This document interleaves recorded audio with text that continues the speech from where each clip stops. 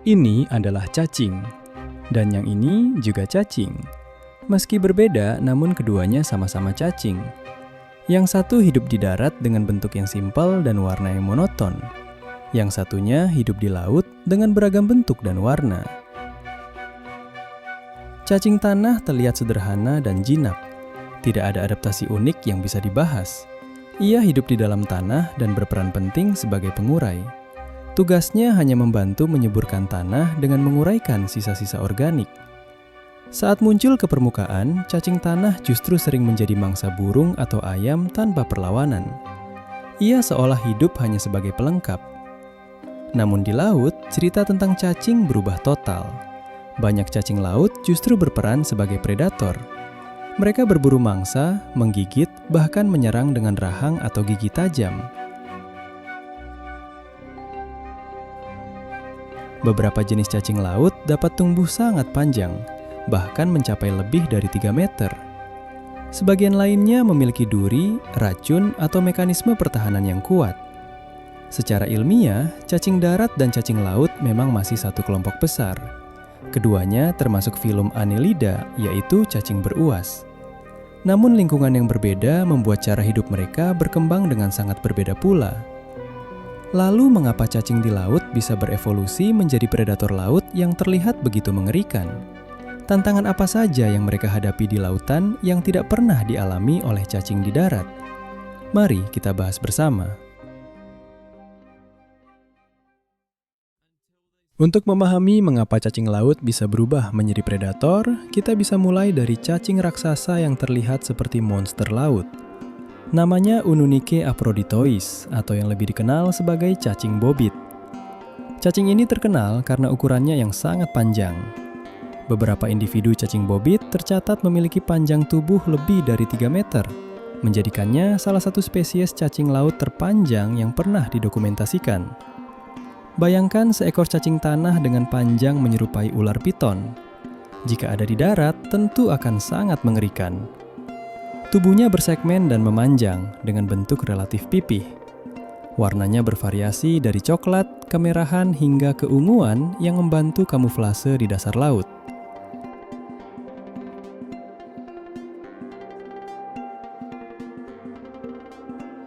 Namun cacing bobit sangat jarang memperlihatkan seluruh tubuhnya. Karena cacing bobit memiliki kebiasaan untuk mengubur sekitar 90% tubuhnya di dalam pasir, lumpur, atau celah terumbu karang. Yang muncul ke permukaan hanya bagian kepalanya saja. Bagian kepala inilah yang menjadi kunci keberhasilannya sebagai predator. Cacing bobit tidak memiliki mata sejati untuk melihat mangsa dengan jelas. Sebagai gantinya, di kepalanya terdapat beberapa antena sensorik yang sangat peka. Antena ini berfungsi mendeteksi getaran, perubahan aliran air, dan keberadaan mangsa atau musuh yang bergerak di sekitarnya. Begitu ada sesuatu yang melintas terlalu dekat dengan liang persembunyiannya, serangannya terjadi sangat cepat. Dalam satu gerakan singkat, cacing bobit mencengkeram mangsanya menggunakan rahang yang kuat, lalu menariknya masuk ke dalam lubang persembunyiannya. Proses ini berlangsung begitu cepat, sehingga mangsa hampir tidak memiliki kesempatan untuk melarikan diri.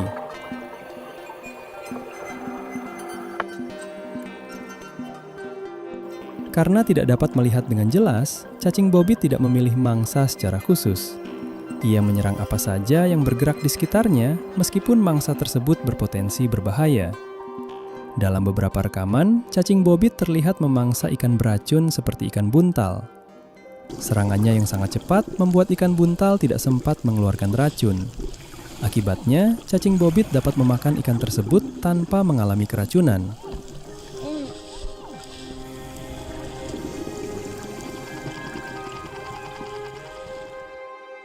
Apakah cacing bobit berbahaya bagi manusia? Jawabannya, iya. Jika cacing bobit menggigit jari manusia, lukanya bisa sangat parah, bahkan beresiko menyebabkan jari putus. Namun, meskipun panjang tubuhnya bisa melebihi 3 meter, tubuh cacing bobit sangat kecil dan pipih, dengan diameter kurang dari 3 cm. Karena ukuran tubuhnya yang ramping, sangat tidak mungkin cacing bobit memangsa manusia seperti ular piton sepanjang 3 meter. Yang paling menyeramkan dari cacing bobit sebenarnya bukan ukurannya yang panjang atau giginya yang tajam. Bahaya terbesarnya justru ada pada kemampuannya untuk bersembunyi. Cacing ini sangat pandai mengecoh mangsa, bahkan manusia. Pasir pantai ini tampak tenang dan aman, namun seorang pria mencoba memancing seekor cacing bobit dengan ikan. Lihat yang terjadi. Bobit itu langsung muncul dan menggigit ikan tersebut. Ternyata monster ini sedang bersembunyi di balik pasir pantai, menunggu mangsanya.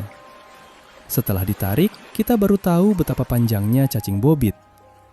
Ada banyak cerita tentang cacing bobit yang tanpa sengaja terbawa ke akuarium rumah melalui batu karang yang tampak biasa saja. Saat akuarium diisi dengan karang tersebut, pemiliknya seringkali tidak menyadari kehadiran cacing ini. Beberapa waktu kemudian, ikan-ikan di dalam akuarium mulai menghilang atau ditemukan terpotong tanpa diketahui penyebabnya. Fenomena ini bisa berlangsung selama bertahun-tahun. Sampai suatu hari, seekor cacing besar terlihat sesaat sebelum kembali menghilang ke dalam pasir atau kerikil di dasar akuarium, seolah-olah makhluk itu tidak pernah ada. Ini menunjukkan bahwa cacing bobit mampu bersembunyi bersama pasir atau karang dengan sangat sempurna, hingga keberadaannya hampir tidak pernah disadari oleh manusia. Jadi, mengapa cacing laut bisa berevolusi menjadi predator mengerikan seperti cacing bobit, sementara cacing tanah tetap kecil dan sederhana? Jawabannya ada pada perbedaan lingkungan tempat mereka hidup. Kita di sini akan memahami bahwa evolusi juga berlaku pada hewan seperti cacing. Cacing darat, seperti cacing tanah, hidup sebagai pengurai. Makanannya adalah sisa-sisa organik yang membusuk seperti daun, sisa tanaman, atau bahan organik lain. Makanan ini sangat melimpah, mudah didapat, dan tentu saja tidak pernah melarikan diri. Cacing tanah hidup di dalam tanah yang relatif aman. Ancaman bagi mereka biasanya hanya burung, ayam, atau hewan lain yang menggali tanah. Karena itu, mereka tidak perlu berburu, tidak butuh racun, dan tidak perlu tumbuh besar. Evolusi mereka berjalan lambat dan fokus pada kemampuan yang mereka butuhkan, yaitu menggali tanah, mencerna bahan organik, dan bergerak di bawah permukaan. Dengan kata lain, lingkungan yang aman dan makanan yang mudah membuat cacing tanah tetap sederhana dan jinak. Berbeda dengan darat, lingkungan laut, terutama di terumbu karang, sangat keras dan penuh persaingan.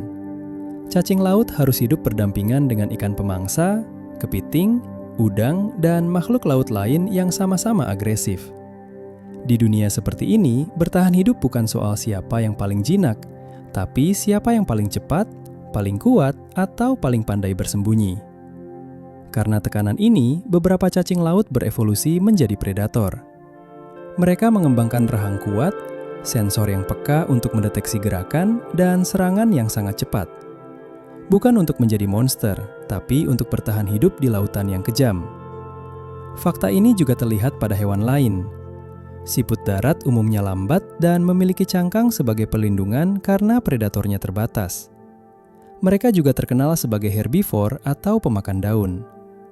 Sementara siput laut, terutama yang hidup di terumbu karang, berevolusi dengan racun untuk bertahan hidup bahkan berburu mangsa. Mereka bukan lagi herbivora, tetapi berubah menjadi karnivor dan predator. Contoh lain adalah kepiting atau ikan kecil di terumbu yang sering memiliki warna mencolok atau kemampuan kamuflase, berbeda dengan kerabatnya di darat yang lebih sederhana. Dengan kata lain, tekanan lingkungan yang keras mendorong evolusi menuju bentuk, kemampuan, dan perilaku ekstrim. Bukan karena ingin menjadi monster, tapi karena itulah satu-satunya cara untuk bertahan hidup. Namun ada satu faktor yang jauh lebih mendasar yang membuat cacing laut bisa tumbuh sangat besar, yaitu hukum fisika. Bayangkan jika seekor cacing tanah tiba-tiba tumbuh hingga panjang 3 meter. Di darat, tubuh sebesar itu akan langsung menghadapi masalah besar. Berat badannya sendiri akan membuat tubuhnya ambruk. Ia akan kesulitan bergerak karena tidak ada penopang alami untuk menahan massa ototnya. Gaya gravitasi di darat memberi batas tegas pada ukuran tubuh cacing. Semakin besar tubuhnya, semakin sulit ia bertahan. Di dalam air, keadaannya sangat berbeda. Air memberikan daya apung yang menopang hampir seluruh berat tubuh makhluk hidup. Tubuh yang panjang dan besar bisa didukung sepenuhnya tanpa harus menahan beban sendiri. Inilah yang memungkinkan cacing laut berkembang menjadi makhluk berukuran masif. Mereka dapat memiliki otot yang kuat, rahang tajam, dan sistem pertahanan yang keras tanpa risiko tubuhnya runtuh. Faktor fisika ini juga menjelaskan mengapa banyak makhluk berukuran raksasa hidup di laut.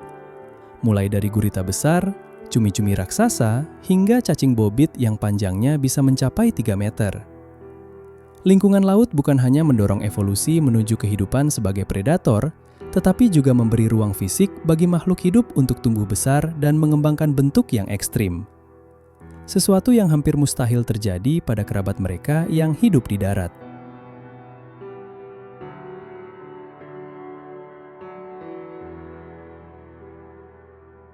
Jika ukuran raksasa cacing bobit masih belum terasa cukup menakutkan, laut juga mendorong cacing berevolusi dengan cara lain. Bukan dengan ukuran, tetapi dengan senjata kimia. Salah satu contohnya adalah bearded fireworm atau yang dikenal sebagai cacing api. Cacing ini memang tidak sebesar cacing bobit, tapi racunnya bisa sangat menyakitkan bagi siapapun yang menyentuhnya, termasuk manusia.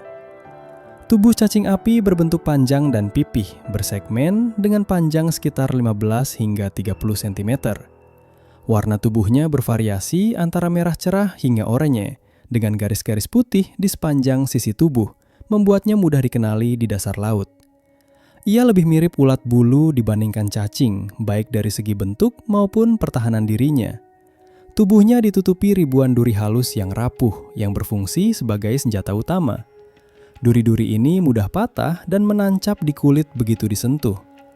Di dalam setiap duri terdapat racun yang menyerang sistem saraf. Hanya dengan sentuhan ringan, ratusan duri bisa tertinggal di kulit sekaligus, dan racun langsung dilepaskan. Sensasinya sering digambarkan seperti terbakar hebat, dengan rasa perih yang bisa bertahan berjam-jam, bahkan setelah duri-duri tersebut dicabut. Selain untuk melindungi diri dari predator, racun ini juga membantu cacing api dalam berburu.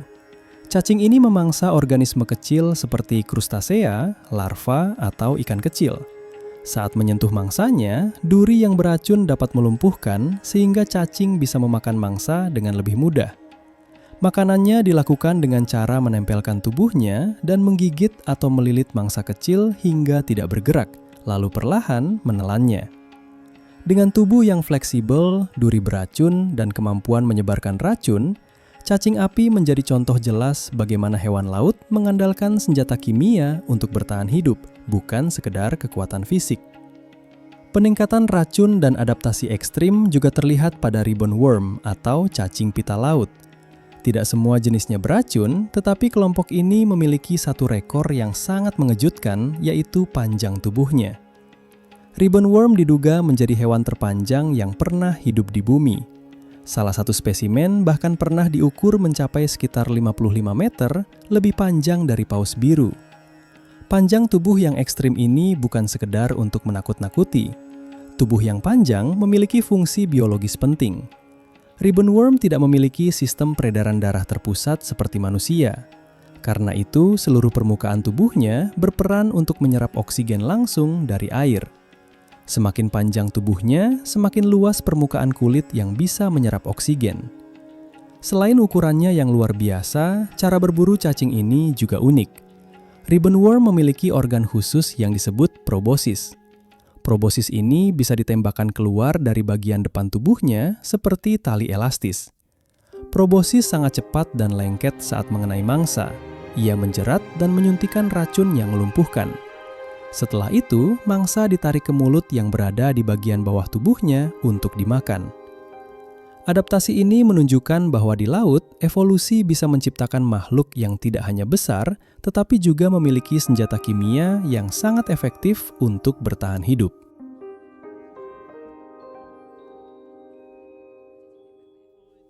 Jika kita menyelam ke laut dalam, kita akan menemukan bentuk evolusi yang jauh lebih aneh. Di dasar laut yang gelap gulita, di sekitar ventilasi hidrotermal atau gunung berapi bawah laut, hidup makhluk yang disebut cacing tabung raksasa. Lingkungan ini tampaknya mustahil untuk kehidupan. Tidak ada cahaya matahari, suhunya sangat ekstrim. Airnya dipenuhi hidrogen sulfida yang beracun. Namun justru disinilah cacing-cacing anomali ini mampu berkembang. Mereka telah menyesuaikan diri dengan kondisi yang sangat keras dan berbeda dari hampir semua kehidupan lain di bumi. Cacing tabung raksasa tidak memiliki mata, mereka tidak memiliki mulut, dan yang paling mengejutkan, mereka juga tidak memiliki perut. Bentuk tubuhnya unik, menyerupai tabung panjang berwarna merah cerah hingga oranye dengan segmen tubuh yang menumpuk rapat. Di bagian atas tabung terdapat struktur mirip mahkota yang disebut pluma yang digunakan untuk menyerap oksigen dari air. Tubuhnya bisa mencapai panjang beberapa meter, namun tetap menempel tegak di dasar laut dalam tabung keras yang menahan bagian bawahnya. Mereka makan dengan cara yang sangat unik. Cacing tabung raksasa bertahan hidup melalui proses yang disebut kemosintesis. Di dalam tubuh mereka terdapat organ besar yang dipenuhi bakteri simbiosis. Bakteri ini mengubah zat beracun dari ventilasi bawah laut menjadi energi dan makanan. Cacing memberi tempat tinggal dan akses ke bahan kimia. Sebagai imbalannya, bakteri memberi makan cacing tersebut. Itulah alasan cacing tabung raksasa banyak menghuni tepi Samudra Pasifik yang memiliki jalur gunung api aktif sebagai sumber kehidupannya. Makhluk ini bukan hanya hewan, tetapi ekosistem hidup yang berjalan. Adaptasi ekstrim ini terjadi karena mereka hidup jauh dari sumber energi utama bumi, yaitu cahaya matahari. Mereka berada di luar rantai makanan yang menopang hampir semua kehidupan lain.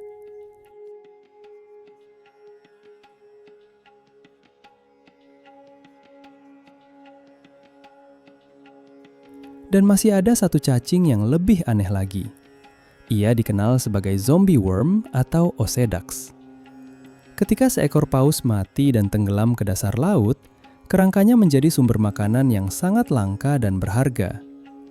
Osedax berevolusi secara khusus untuk memanfaatkan kesempatan ini. Di dunia laut dalam yang sunyi dan gelap, bahkan kematian bisa menjadi awal kehidupan baru. Bentuk fisiknya juga unik dan berbeda dari cacing lain. Tubuh betinanya kecil dan silindris, berwarna putih kekuningan dengan panjang beberapa sentimeter hingga puluhan sentimeter.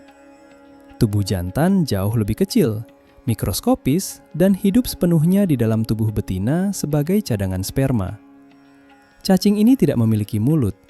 Sebagai gantinya, mereka menumbuhkan struktur mirip akar yang menembus langsung ke dalam tulang paus. Melalui akar ini, mereka mengeluarkan zat asam untuk melarutkan tulang dan lemak di dalamnya. Nutrisi yang dihasilkan kemudian diolah oleh bakteri simbiosis yang hidup di dalam akar tersebut. Dengan cara ini, zombie worm memperoleh energi dan benar-benar memanfaatkan sisa-sisa makhluk mati untuk bertahan hidup. Itulah sebabnya mereka dijuluki zombie worms, karena mampu menghidupkan kembali nutrisi dari kematian. Namun bagian paling aneh dari makhluk ini justru ada pada cara mereka berkembang biak. Semua Osedax yang terlihat menempel pada tulang paus adalah betina. Mereka berukuran cukup besar dan menjadi pusat kehidupan koloni. Sementara itu, cacing jantannya sangat kecil, bahkan hanya berskala mikroskopis. Mereka hidup sepenuhnya di dalam tubuh betina.